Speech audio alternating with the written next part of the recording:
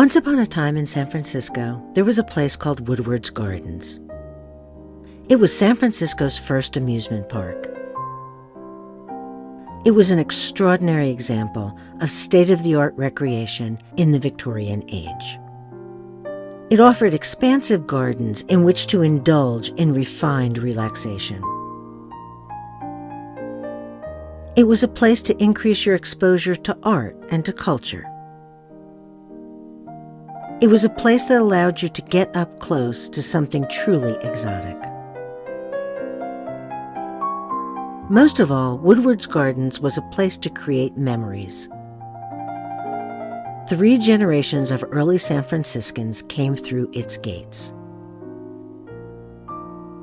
Like many extraordinary things, WoodWard's Gardens was invented by a person with great vision and even greater determination. That person was Robert Blinn Woodward, and this is his story.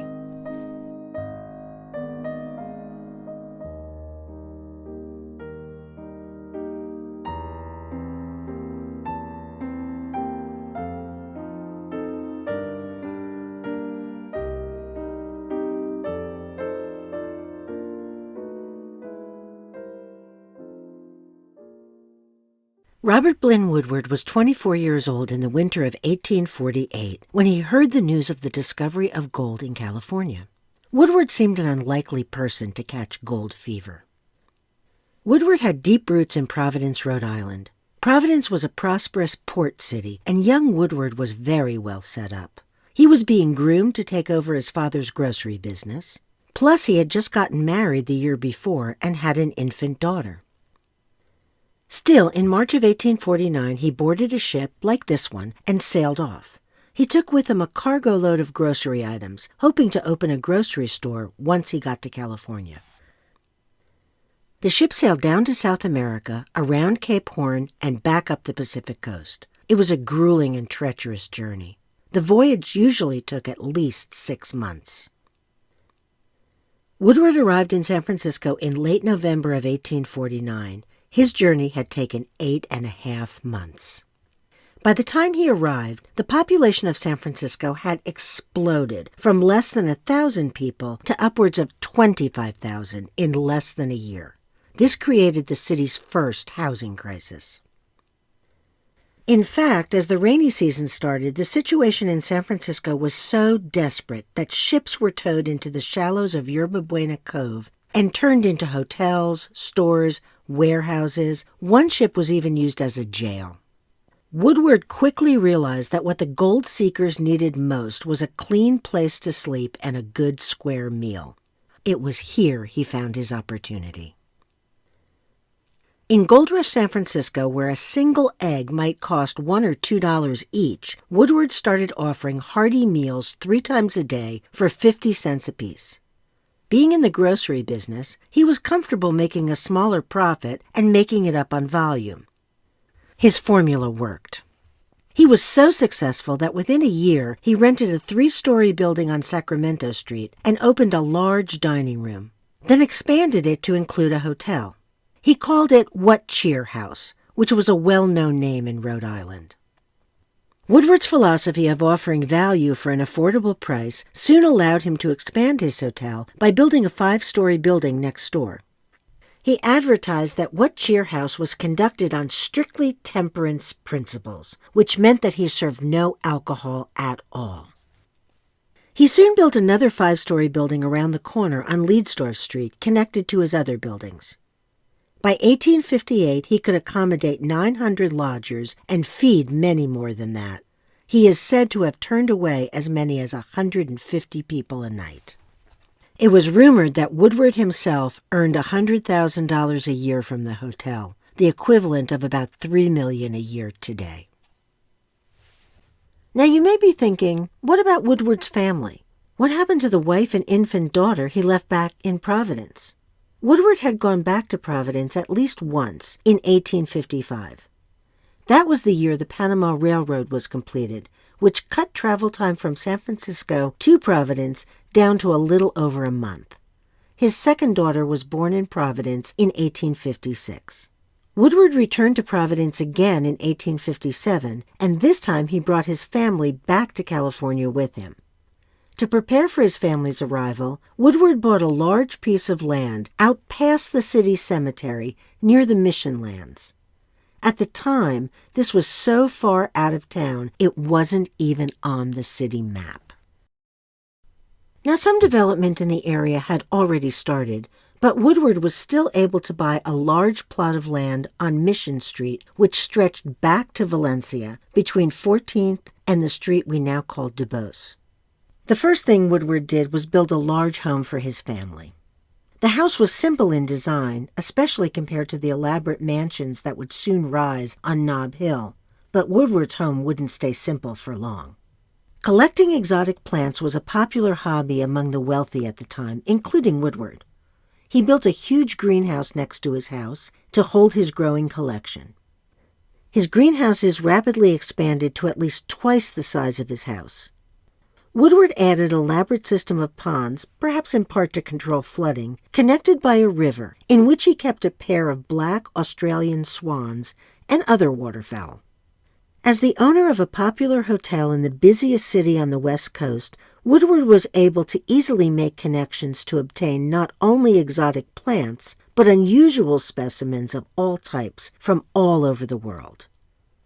By 1860, his collection was so large that he opened a small museum inside What Cheer House.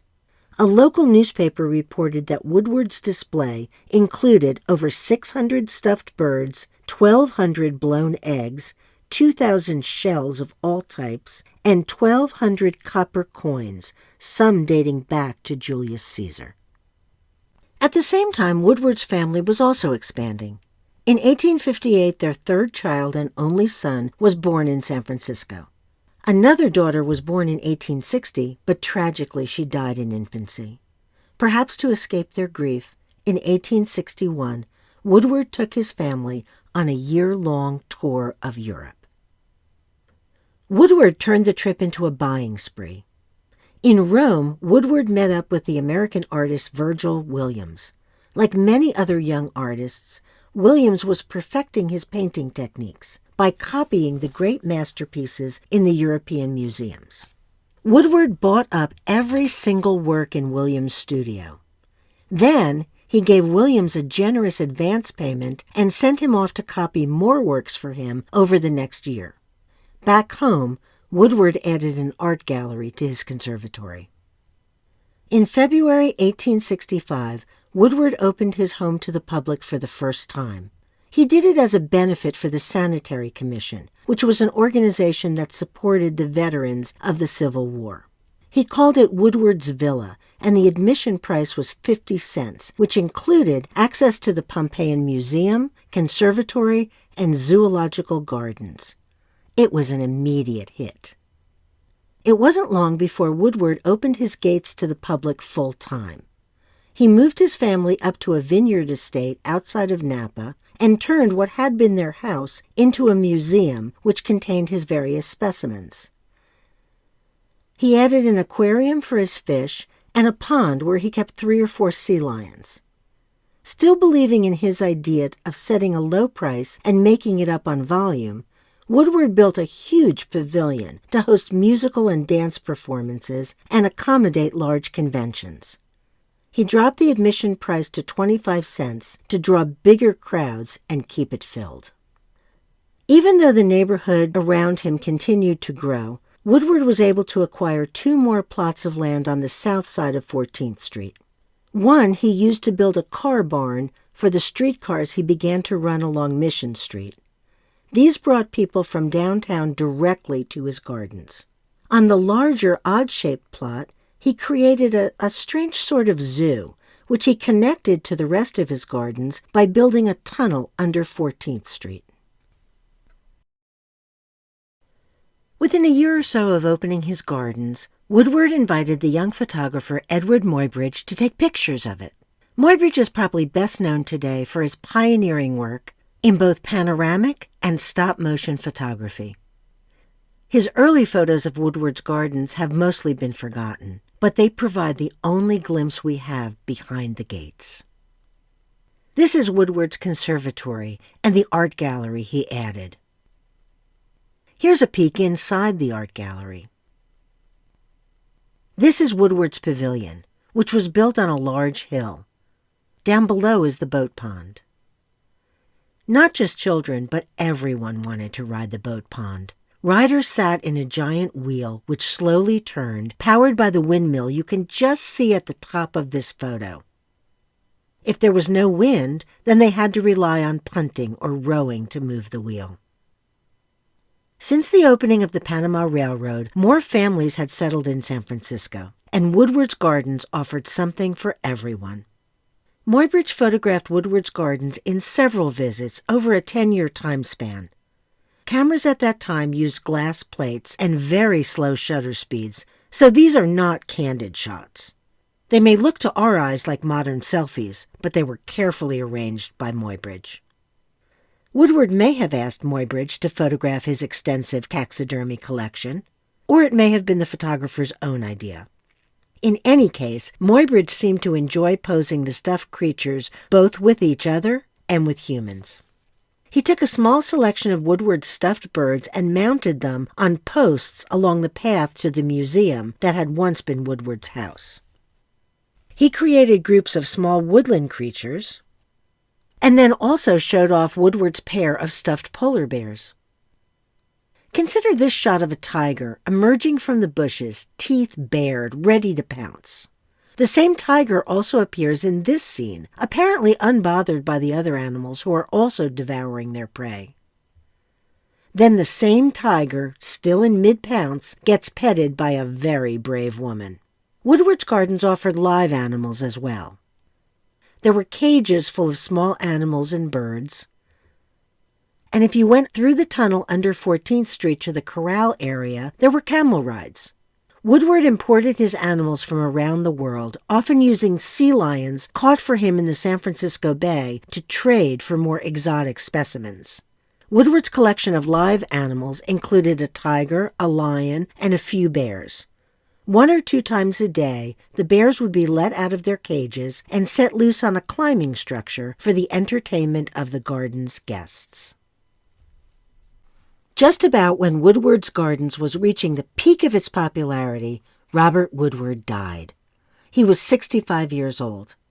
He left his assets to be divided among his 4 children. His oldest child, Mary, was 31. She and her husband took over management of What Cheer House and Woodward's Gardens.